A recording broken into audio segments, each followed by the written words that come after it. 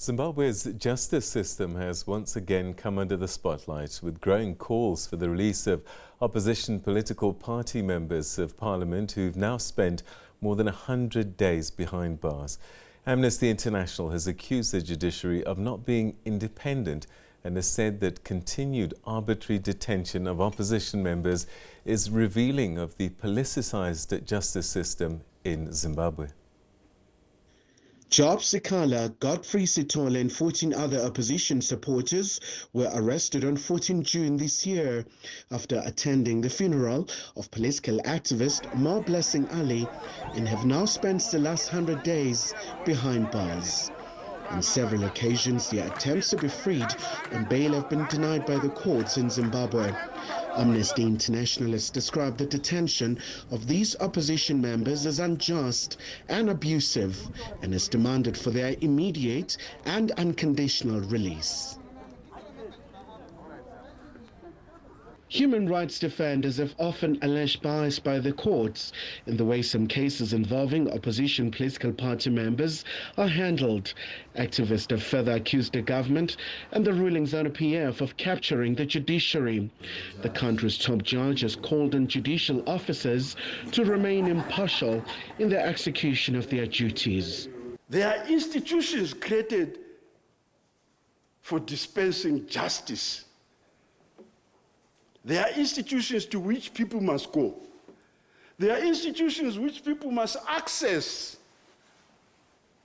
They must access for purposes of resolution of that dispute that I talked about, where justice, the equilibrium of justice has been disrupted. And it must be restored. But these institutions are not parties to the dispute. Otherwise, there's partiality. Otherwise, there's no independence. Otherwise, you are a party, isn't it? When you are a party, you are not independent. You are deeply interested. You are in conflict. Malaba admitted there is clear and evident selective application of the law involving certain cases. Recently, two ZANU-PF legislators, Mayor Wajajena and Dexter Nduna, were easily granted bail, but not so for the opposition members. But history of bias, history of stereotypes, history of traditional norms have departed from this norm of equality. And this is a norm of justice. This is the basis of justice. Equal treatment. The equality of treatment is fundamental to not just to the way these institutions must conduct themselves towards those who seek protection, towards those who seek justice. They must not just maintain the procedural law. They must not just enforce the procedural law. They must not just enforce substantive law. They must understand the emotions of those laws. They must understand the basis, the principles of those laws. A group of pro-democracy and other prominent Zimbabweans have signed a petition against President Emmerson Mnangagwa, questioning the handling of the court cases by the judiciary. The petitioners say the criminal justice system should never be used as a platform to silence and punish political dissent. Kailishe Kumalo, SABC News. Well, for more on this, and also for calls to remove sanctions in Zimbabwe, we're now joined by ZANU-PF South Africa spokesperson Kennedy Mandaza. Mr. Mandaza, thanks very much indeed for joining us. We saw there the Chief Justice talking to judges and calling for impartiality. Is this a cause for concern that maybe there are some judges that are taking sides? Good evening, Peter, and good evening to the viewers. The speech by the Chief Justice is a speech that he was giving to his colleagues and the others that are interested in issues that happen in the judiciary. And it is expected of a Chief Justice that time and again he should inform and remind his colleagues of what is expected of them. And it should not therefore raise any concern to anyone, because it is a requirement of anyone who is presiding over a group of individuals to continuously remind them of what they are supposed to do. And we believe that that is what the Chief Justice was doing, and it is not arising from any case or any issue that people might be thinking of. Amnesty International are calling for the release of the Nyatsime 14, incarcerated for 100 days, denied bail time and time again. And people are saying that this is an injustice and it's unfair. Is it normal for people to be detained for such a prolonged period of time? I'm not a member of the bench, neither do I also go in to preside some of these issues. But from a layman's perspective, it is important that when we speak about the rule of law, like what the organization that we have just cited, it is one organization that always asks that countries or institutions abide by the rule of law. And when the law is supposed to take its course, let us therefore allow the dictates of the law to take its full course according to the dictates and the rules that are supposed to be followed. And it is our understanding that the Zimbabwean courts are supposed to preside over issues that happen within their jurisdiction. And we would want to believe that whatever is happening on the Nyatsime 14 and many other people that are behind bars is being done in according to the prescripts of the law, which the judges are supposed to follow. And for people to single out individuals and say that this is what should apply to a particular group of people, then it means that they themselves, they are saying there are other people that are arrested that are better than others. Why is it that people do not talk about other criminals or other suspects that are behind bars that have not been given bail, that they should also be released? We would want to see the courts doing what they are supposed to be doing without anyone interfering with the processes that they are supposed to follow. And that is what we expect also to be done to the Nyatsime 14. The issue of the time that they spend behind bars, that is an issue that can be interrogated within the confines of the laws that are being applied. And we would want to believe that justice will be served at the end of the day to the Nyatsime 14 and any other people that seek to go before these judges and get the same kind of justice that they are expecting. What do you say to people who say, let's pick one individual, for example, and that's Mr. Sikala, who's been arrested nearly 70 times, and has never been convicted of anything? People might start to say, this looks like political harassment. The fact that he was arrested 70 times and not convicted is an indication that the courts do preside over issues according to their merits. But why would someone be arrested 70 times, Mr. Mandaza? He would have done things that are seen to be against the law. But he was acquitted every time. Now, yes, there is always suspicion, and when somebody is suspected to have broken a law, is likely to be arrested and then acquitted by the judge. The people that arrest are the police, and the judges preside over these issues. If it were the judges that arrest and then release them, then it would be another issue. But we have the police who arrest on the premise that a person might have committed an offense. That's why they are taken before the courts, so that the courts will then decide whether whether a piece of law would have been broken or somebody would have transgressed. And like you are rightfully saying, Job Sikala has been found or has been acquitted on a number of issues that the police had suspected that he had done wrong. And let us therefore, at this point in time, wait for the courts also to go through this particular issue and see him acquitted if the need arises. Can the police make a mistake 70 times with the same person before it's called harassment? I don't think that it is a mistake. But he's acquitted. It is a suspicion. Like in this case, 70 times.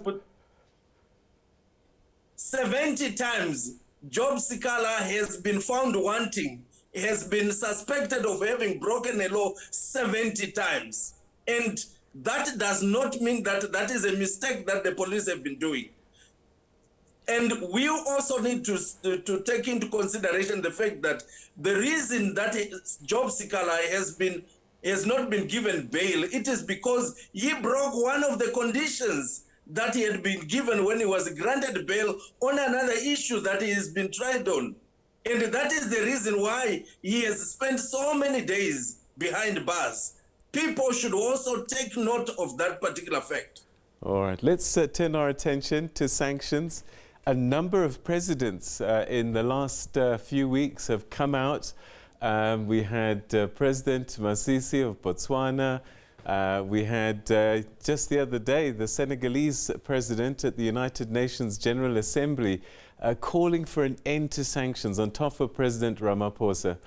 So it would seem that there is a growing voice to have these sanctions lifted. Are you hopeful that sanctions may be lifted by the US?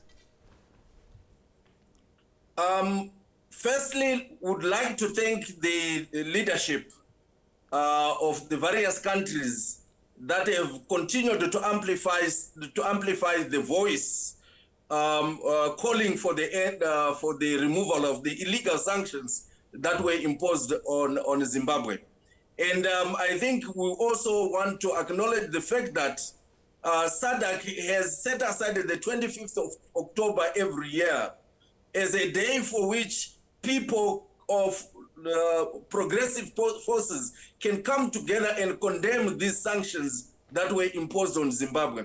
And now that they are continuously saying it, we are beginning to get the hope that the United States of America and its allies will soon heed the call to remove the sanctions. But we also know that the Americans and their allies, they are stubborn, because this which the leaders of various countries are saying, they have been saying it over for many years, and they were giving the same reasons that they are giving today, that the sanctions are illegal and they have caused so much of untold suffering amongst the Zimbabweans and people that are in the region.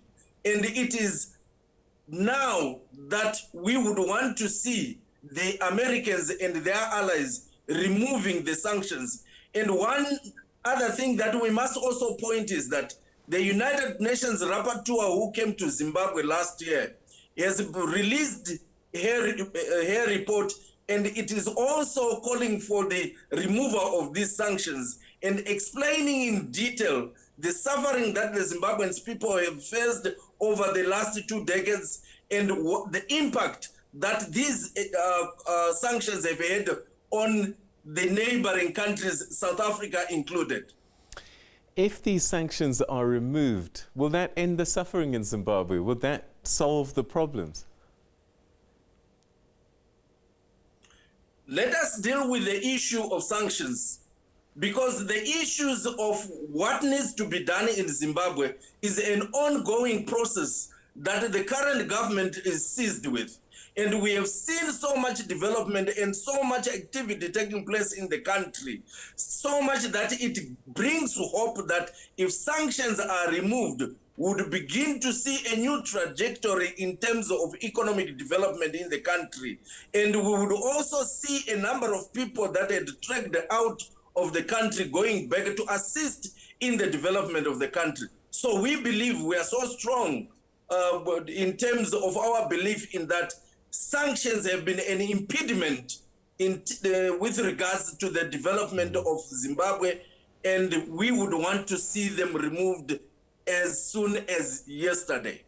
There were some analysts that we spoke to yesterday who said that this sanctions story is a bit of an excuse that the authorities use, in that they say even if the sanctions were taken away, what you'd still have is a bigger problem, which is corruption. And President Mnangagwa said that corruption remains the major source of some of the problems that we face as a country, and its retarding impact on national development and cannot be overemphasized.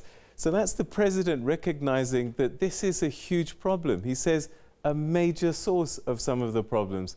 So removing sanctions is one part of the story. People are accusing the government, saying that you're using that as an excuse for the other problems which may be bigger in terms of the issues that Zimbabwe is facing. What would you say to critics who bring that up? Well, they are entitled to their opinion, but one thing that I think that all of us know is that we have sanctions in Zimbabwe, and there is also an element of corruption in Zimbabwe, which all people in Zimbabwe have accepted that we have to deal with the issue of corruption decisively. But the fact that we have corruption, that should not stop us calling for the end or a removal of sanctions by those that impose sanctions on Zimbabwe. And we will deal with issues that pertain to corruption decisively, like what has been doing in the recent past. And the president has been very equivocal. That's why he has come in the open to say that, yes, we have sanctions, we have corruption, and we have to deal with corruption in order for us to move in terms of our economic development. And he has set aside the institutions that are supposed to deal with corruption. We have the anti-sanctions, the anti-corruption commission. We have also a dedicated course, and we have also an institution that has been set in the office of the president so that we deal with corruption decisively in the country. So we are on it as we speak in trying to deal with this ill of corruption. But what we also need to do as individuals, we do not need to stand aloof and only condemn or criticize the government in terms of corruption and other ills that are taking place. Let us produce the evidence of those that are involved in corrupt activities so that the courts can be seized with these issues and make sure that those that are corrupt are taken behind bars. Mr. Mandaza, thank you so much. Always good to talk to you and get your thoughts and insights on the situation in Zimbabwe. Thank you for your time. My pleasure, and thank you. Thank you. All right, that's Kennedy Mandaza, who's the ZANU-PF spokesperson here in South Africa, speaking to us about two issues. One, the continued detention of a group of activists known as the Natsime 14, and also the call for the end of sanctions. And the voice seems to be getting louder and louder as a number of presidents on the continent, the SADC bloc in particular, have been speaking quite loudly, saying that sanctions against Zimbabwe must be lifted.